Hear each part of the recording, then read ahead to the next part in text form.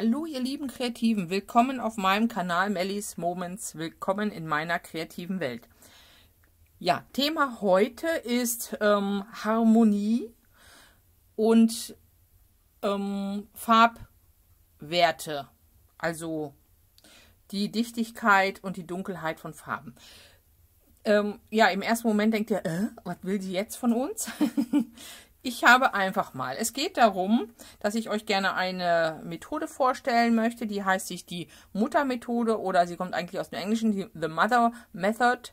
Und darum geht es, der Ausdruck Mutter ist vielleicht ein bisschen verwirrend. Es geht darum, die Farben, die man benutzen möchte, so vorzubereiten und zu verwenden, dass sie alle miteinander harmonieren.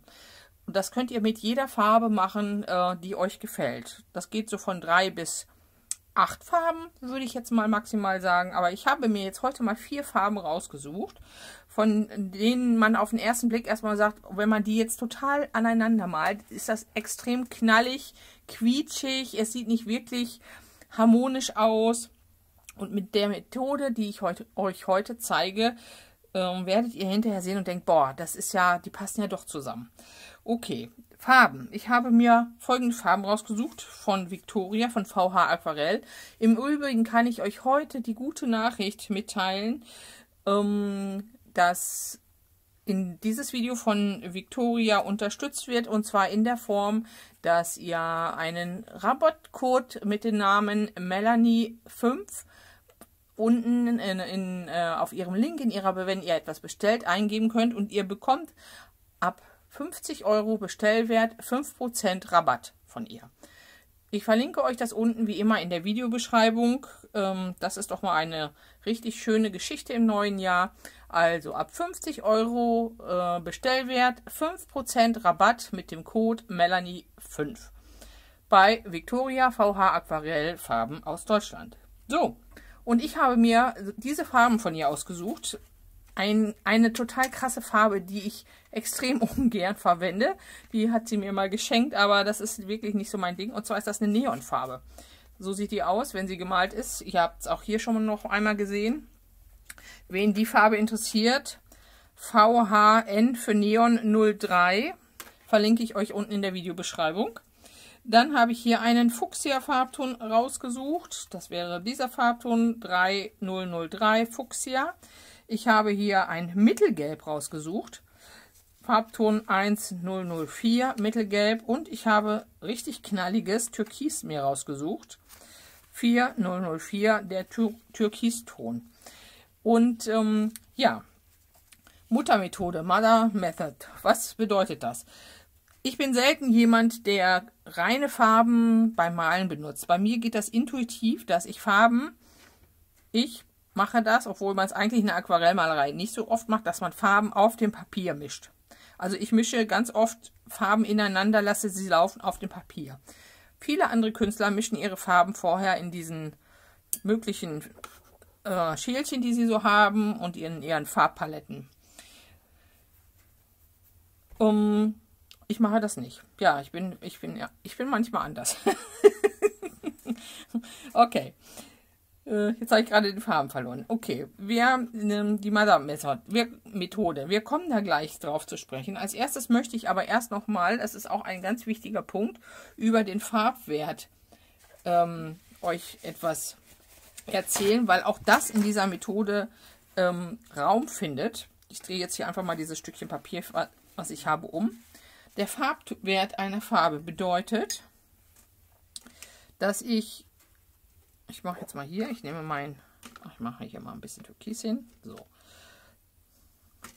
Der Ursprung ist die reine Farbe, das reine, knallige, so wie es aus dem Schälchen kommt.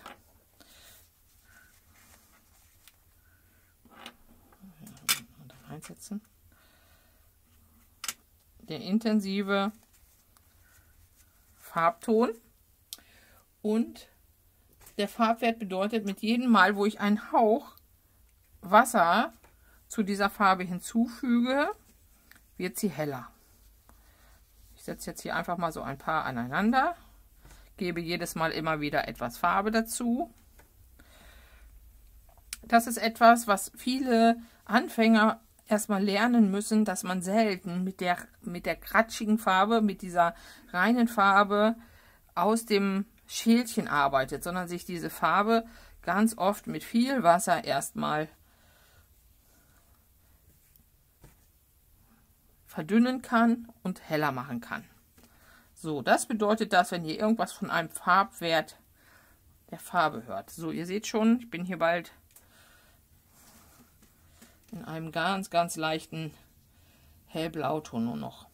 So, ich denke, das dürfte eigentlich jedem klar sein, ne? Die reine Farbe, und je mehr Wasser man dazu fügt, desto heller wird das Ganze. Und die Methode, dieses anzuwenden, ist jetzt auch in der Muttermethode total wichtig. So, was heißt Muttermethode? Es geht darum, dass ihr euch im Grunde eine Grundbasis schafft aus den Farben, die ihr verwendet. Ich habe jetzt hier erstmal jede Farbe einzeln gepackt und in der Mitte mache ich eine Mischung aus allen Farben und ich nehme immer die gleiche Menge in etwa. Habe hier meine Kleckschen und vermische das und es entsteht ein Basiston, ein schlammiger Farbton. Dieser hier ist jetzt sehr, sehr rotlastig noch. Ich nehme noch mal ein bisschen von dem Türkis dazu. Es sollte Richtung beige, braun nachher so gehen. Es kommt aber auch natürlich darauf an, was ihr für Farben nutzt. Wenn ihr ganz viele Rottöne benutzt, dann bleibt der Farbton auch ein bisschen halt in dieser einen Farbgeschichte. So, das ist sozusagen die Mutterfarbe. Die Mischung aus allen 4 Farben, die ich hier verwendet habe. Und der Trick beim Malen ist jetzt eigentlich nur immer, wenn man etwas malt. Ich male jetzt hier einfach mal, ich habe hier ein Blatt Papier. Ich male jetzt hier erstmal so ein reines Feld mit der Mutterfarbe.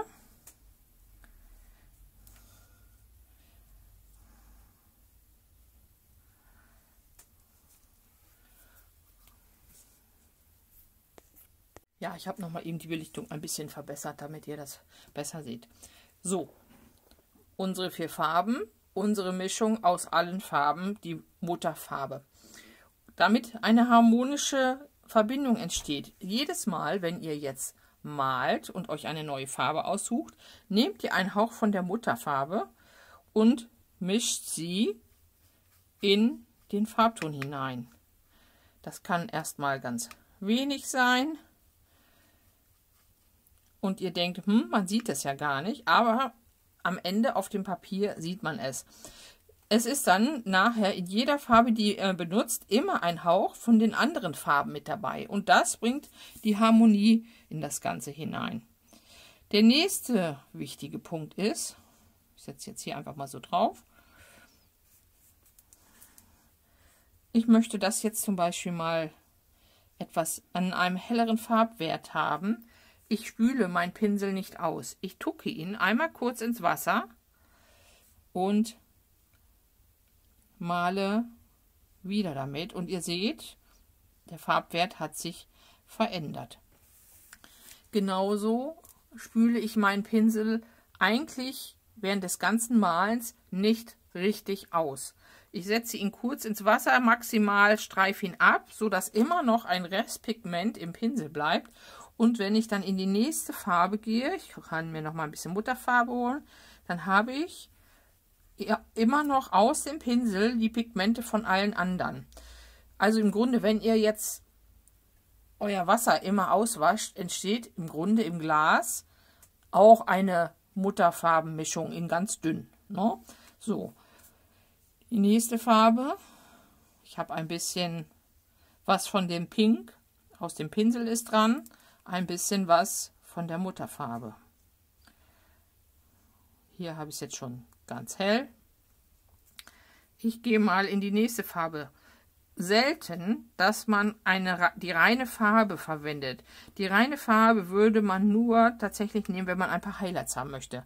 Wenn man so einen Knaller nachher mal hier und da drin verteilt haben möchte. Dann kann man mal die reine Farbe verwenden. Aber das ist dann schon nicht bei allen Farben. Ne? Macht es nicht bei allen Farben. So, ich gehe jetzt hier mal mit dem Türkis drunter. Die Farbe ist schon noch sehr wässerig, hat einen sehr hellen Farbwert. Ich mache hier noch mal ein bisschen Pigment rein.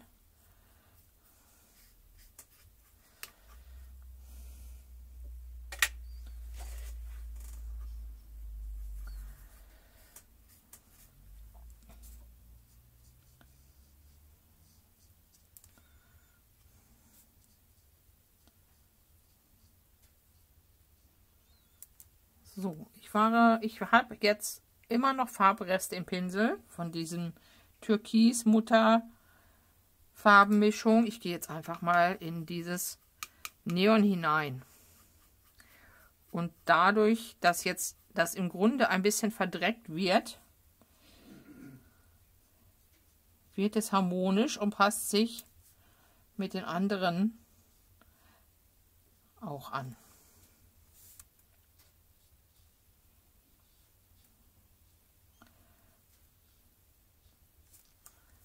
Jetzt habe ich Neon in dem Farbding. Ich gehe jetzt mal und nehme hier ein bisschen Gelb in eine Ecke und mische das mal. Dann bekomme ich den Neonton ein bisschen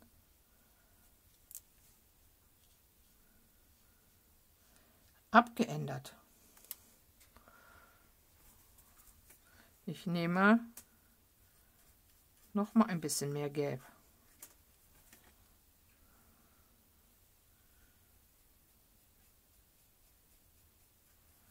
Ja, ihr könnt immer wieder euren Hauptton auch nachfüllen.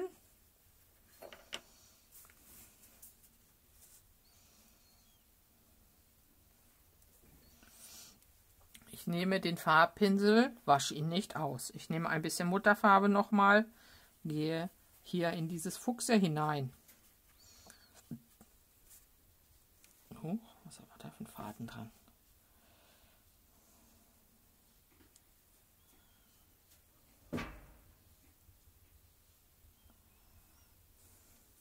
Ja, und so weiter und so fort. Ich nehme jetzt das, was im Pinsel ist. Mache mir hier eine kleine Ecke mit dem Türkis. Jetzt habe ich hier Mutterfarben, Gelb, Pink, alle Farben schon noch in Pinsel auch drin. Und hier kommt ein richtig schönes Schlammrauch dabei raus. Und all die Farben sehen nebeneinander wunderbar aus und harmonieren miteinander, weil jede dieser Farben ein bisschen was von diesen anderen enthält. Ich gehe nochmal in die Mutterfarbe.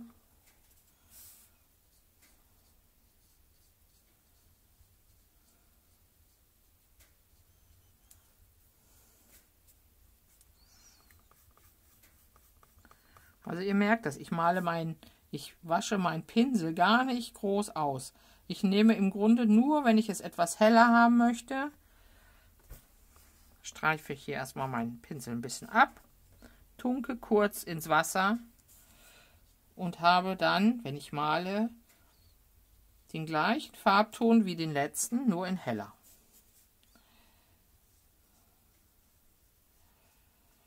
Und jedes Bild, was ihr mit diesen Farben malt, jetzt muss ich noch mal hier ein bisschen Pink nachfüllen, wird total harmonisch aussehen.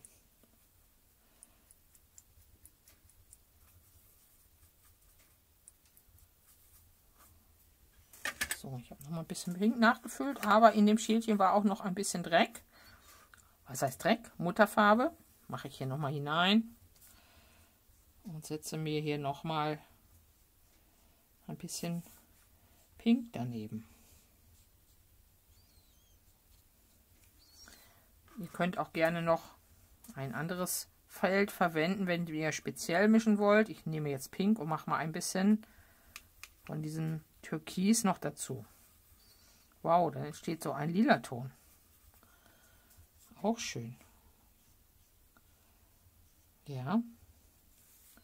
Und in allem ist immer wieder ein Hauch Mutterfarbe. So, jetzt möchte ich zu diesem Ton noch mal ein bisschen Neon hinein machen. Ich kriege einen wunderschönen Lachston.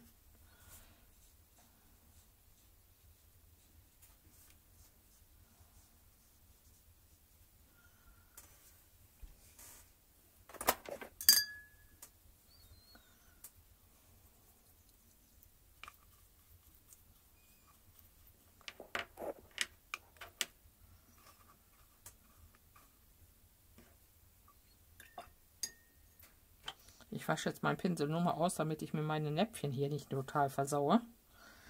Wenn ich da noch mit den farbigen Pinsel reingehe. So, im Grunde sind diese Farben, die jetzt hier schon in den Schälchen sind, alle schon verdreckt. Und das ist überhaupt nicht schlimm. Deshalb wascht eure Farbpaletten nicht aus. Ihr könnt die Farben immer wieder nass machen und ihr habt wunderschöne Farbmischung da drauf. Im Grunde ist das immer wieder, wenn man mit dem gleichen Pinsel in eine von den anderen Farben hineingeht, dass man schon die Muttermischung auf dem Tablett hat. So, ich möchte ja gerne noch mal ein bisschen von diesen kräftigen haben. Aber das ist nicht das ursprüngliche. Wo habe ich das?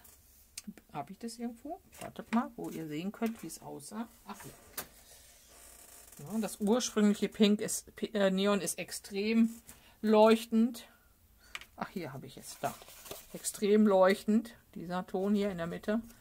Und der ist schon dreckig, der ist nicht mehr so leuchtend.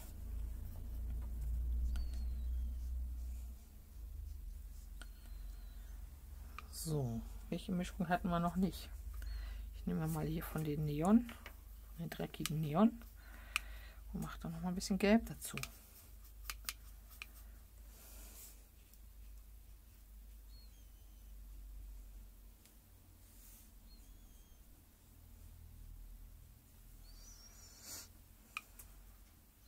Okay, ich möchte einen kleinen Hauch Mutterfarbe Blau dazu. Nochmal von der Mutterfarbe ein bisschen mehr.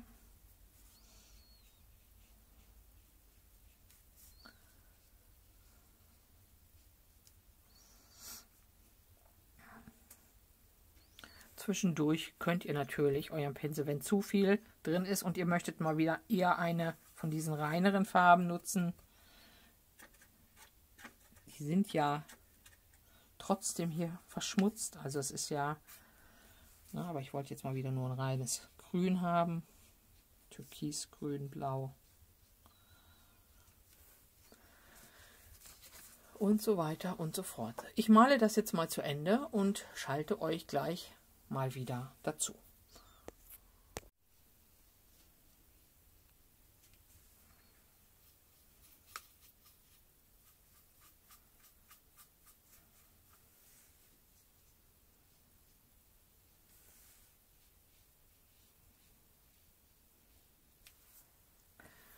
So, am Ende sei euch noch gesagt, ihr könnt natürlich auch in die gesamten Felder gerne auch mal mit einer kräftigeren Farbe noch hineingehen und das laufen lassen. Das macht das Ganze jetzt natürlich ein bisschen unruhiger, aber auch das ist möglich. Das ist das, was ich ja im Grunde sonst immer mache, eben Malen, dass ich in den Farben mische. So, noch mal ein bisschen heller haben.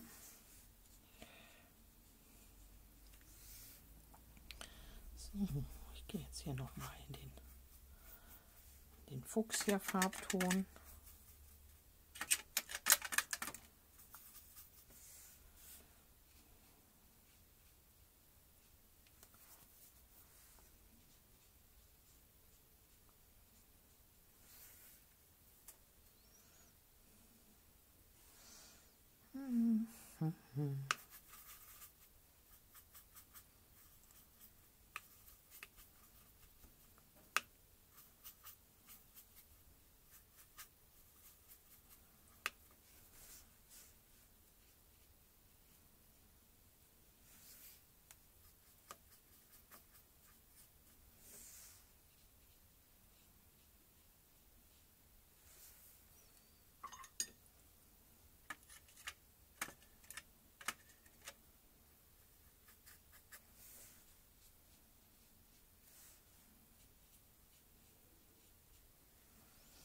So,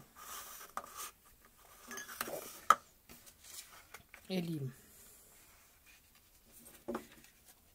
die Grundfarben, von denen sich im ersten Moment erstmal ein bisschen welche eventuell beißen, das könnt ihr auch mit einfachen anderen knalligen Farben machen, wo ihr denkt, okay, so aneinandersetzen würde ich sie nicht unbedingt.